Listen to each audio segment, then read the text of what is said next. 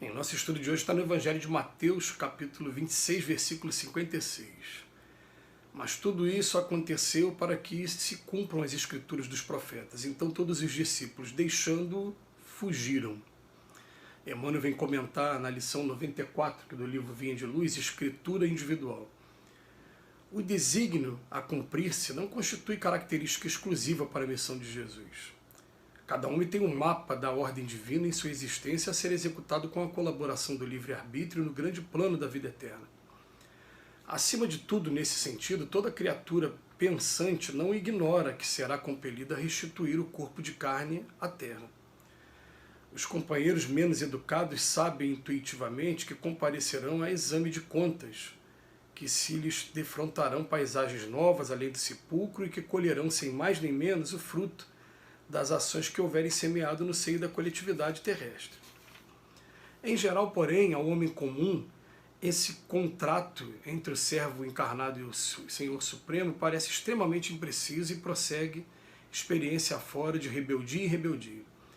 Nem por isso, todavia, a Escritura, principalmente nos parágrafos da morte, deixará de cumprir-se. O momento, nesse particular, surge sempre com múltiplos pretextos para que as determinações divinas se realizem.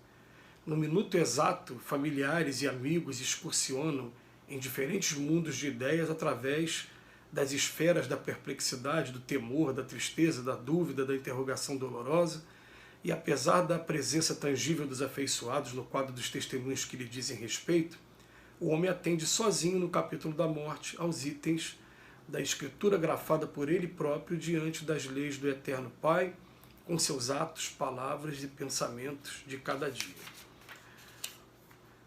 Interessante, né? O Emmanuel aproveita uma passagem do Evangelho de Mateus que descreve que os discípulos fugiram com medo de morrer na hora do sacrifício do Cristo, para poder mostrar para a gente que na hora de desencarnar nós vamos estar sozinhos mesmo, com a nossa consciência, tranquila ou não, e com o resultado dos nossos pensamentos, palavras e atitudes. Então ele vem chamar a nossa atenção para falar assim, porque cada homem tem um mapa da ordem divina em sua existência a ser executado. E vai chegar um momento que a gente vai prestar contas, isso aí não tem jeito. Quando a gente para pensar nisso, a gente fica, meu Deus, mas se eu parar para fazer uma análise assim, pelo menos no meu caso pessoal, né, eu tenho tantos equívocos aí praticados na minha vida antes de conhecer o Evangelho, tantos momentos em que eu perdi a paciência, tantos momentos em que eu posso ter brincado com o sentimento das pessoas, né, tantas coisas que aconteceram, como é que eu vou chegar lá do outro lado e vou ter que prestar contas disso tudo?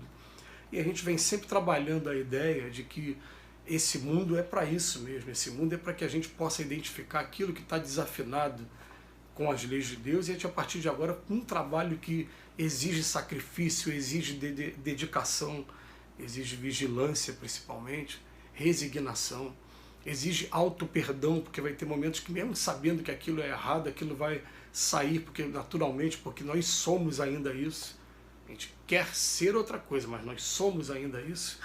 Então a gente começa a fazer esse trabalho e a gente acredita sinceramente que a gente, quando começa a se dedicar a fazer esse trabalho, que melhora, as coisas melhoram, podem não melhorar os 100% que muitos de nós às vezes ansiosos, a gente quer logo que aconteça, mas ele melhora e vai transformando, e quando a gente chegar do outro lado, né, na hora de prestar conta, de falar, agi sim, mas agora eu tenho conhecimento e agora, a partir desse momento, eu não quero mais entrar nesse caminho, quero ver o que eu posso fazer para reparar todo o mal que eu pratiquei no passado.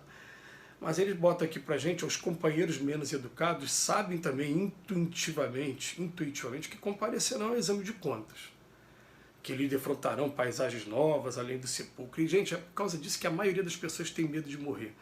Engraçado que eu fico vendo, né, dois motivos que levam as pessoas a terem medo de morrer, que estão intuitivamente que a maioria não se dá conta.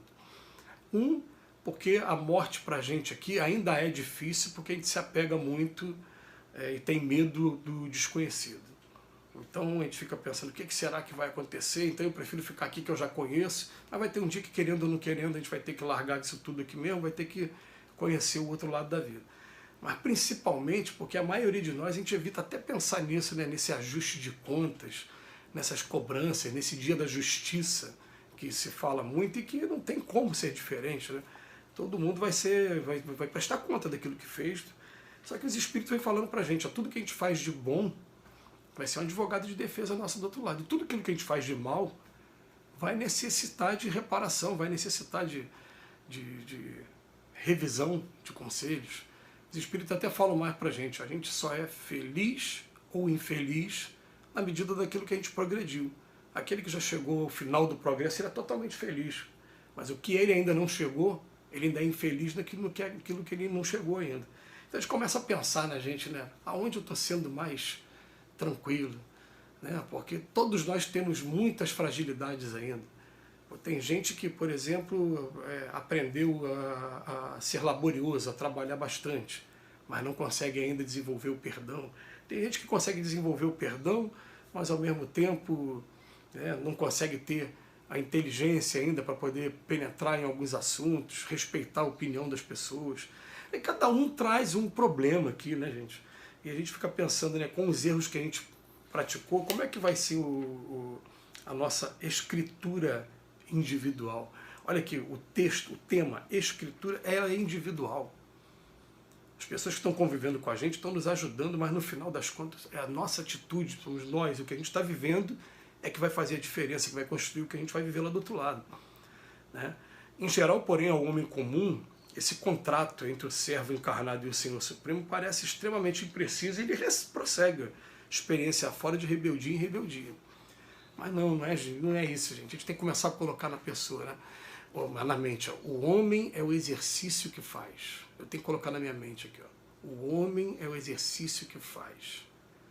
Vamos agradecer as tentações que a gente tem no caminho, porque elas mostram pra gente o quanto a gente é imperfeito. Mas não vamos ficar estagnados nelas, não. Vamos mostrar para elas que a partir de agora, a cada dia que passa, elas vão se tornando menos tentações. A gente vai ter uma capacidade maior de resistência. E a cada dia que passa, a gente começa a se importar mais com as pessoas.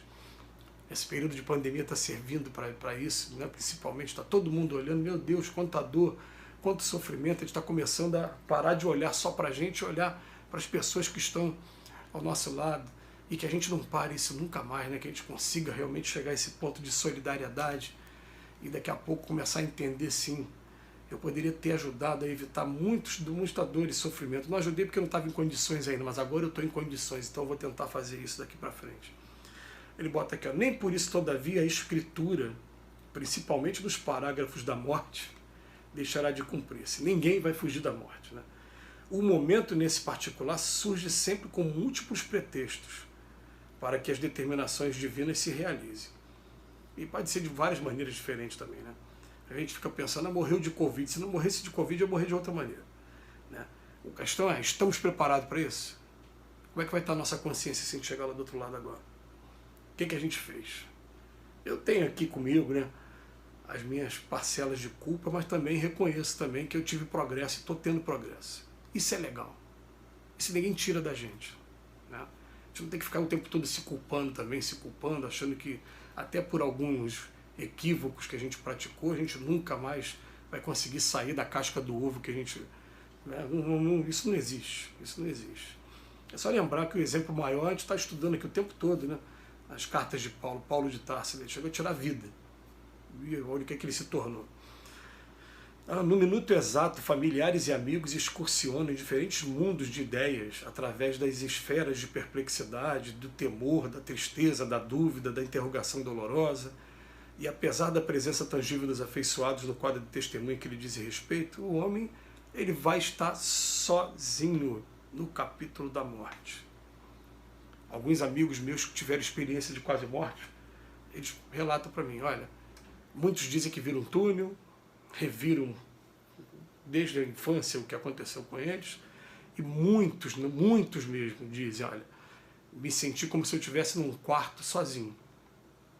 Aparecia de vez em quando uma pessoa, que eu não sei quem é, mas eu estava ali sozinho, não estava com amigo nenhum, com parente nenhum, com ninguém, estava ali sozinho. Esse momento todos nós vamos passar. A gente perante as consequências daquilo que a gente conquistou ou daquilo que a gente ainda não conquistou. É fato, ninguém vai fugir. Que Jesus nos abençoe hoje, sempre que a gente procure, a partir de hoje, melhorar cada vez mais a nossa vida aqui na Terra.